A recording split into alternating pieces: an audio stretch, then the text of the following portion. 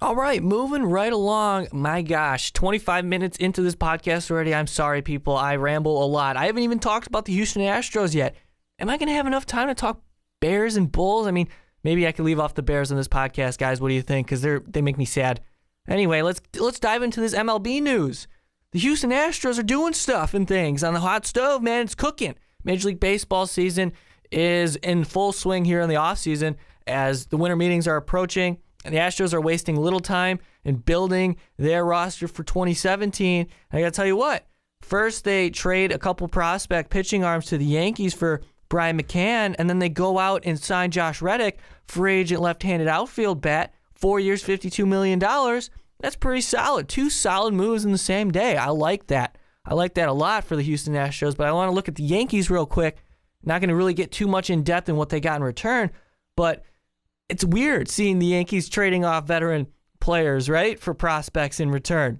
I mean, they did that at the trade deadline this year, moving Miller and Chapman for a ton that was able to totally revamp their farm system. So they continued to move on into this younger direction and maybe save a little payroll for Bryce Harper in the future. But then you look at this, Gary Sanchez. I mean, you have him to fill in immediately as your everyday catcher for the Yankees, so you can afford to move a guy like McCann. And you get a couple arms in return, so that's a win for the Yankees. I'm liking what I see so far on their end. And then over on the Astros side of things, yes, this is a good move. I mean, they have a young team, right? They have Alex Bregman, emerging last season, young player, 22 years old, showing a lot of pop, can play third, can play short, but obviously you have Carlos Correa over at shortstop. So you have this young infield headed by Jose Altuve, who Altuve is a legitimate MVP candidate, does so many different things for you on the bases, at the plate. And this luxury with McCann now, he can play first for you. I'm not sure they're going to use him as a catcher so much, but I'm interested to see because they have Jason Castro as a free agent right now. Are they going to try and extend him? Are they going to try and re-sign him? That's interesting. Keep an eye on that. As of November 17th, Jason Castro is still a free agent. So you look at McCann and Evan Gattis, those are your 2 catchers right now. McCann can still play. He's 32 years old. He's still got pop hitting. He hits over 20 home runs a season, 20 or more home runs a season every season except maybe once, So I love it. I really do like the move. You add a 32-year-old veteran presence, has been on good teams in the past, knows how to win, and it looks, like I said, this Astros team needs more of that. You look at their rotation with Keuchel, McHugh, McCullers, and Mike Fiers, and even Charlie Morton. I'd look at that rotation. They're about a 1 or a 2 away from being legitimate contenders next season.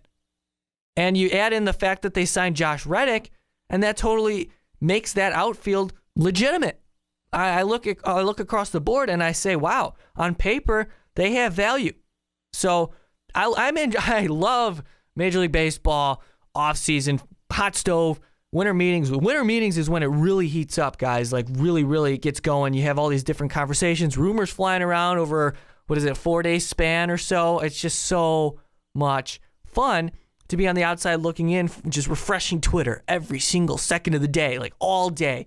It's the best. It's the best. But overall, I like the move on both sides. And I mentioned Carlos Correa, and I also talked about it earlier in the show. If you're still listening on blogtalkradio.com, thank you very much. This is Behind the Pen. If you're on YouTube, what's up, guys? You guys are awesome.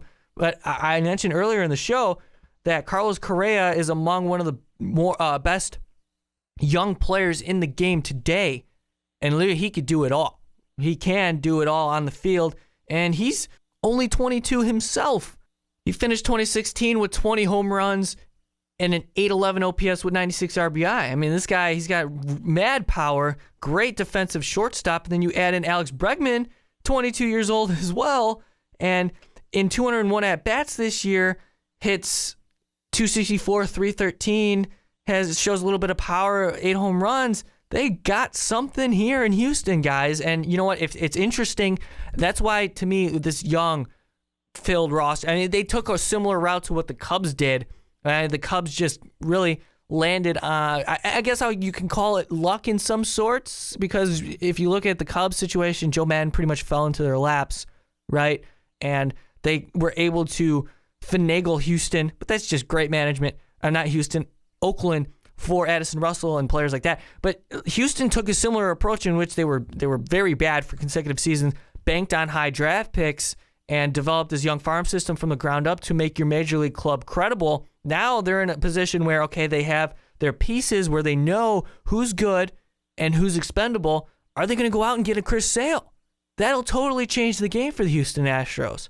So excited for the Astros going into next season. I'm glad they're in the American League West now and not in the NL Central anymore, because that would have been an insane race just 2 years ago in 2015. But we don't have to worry about them as much. Maybe not until the postseason, as late as the World Series if you're a Cubs fan.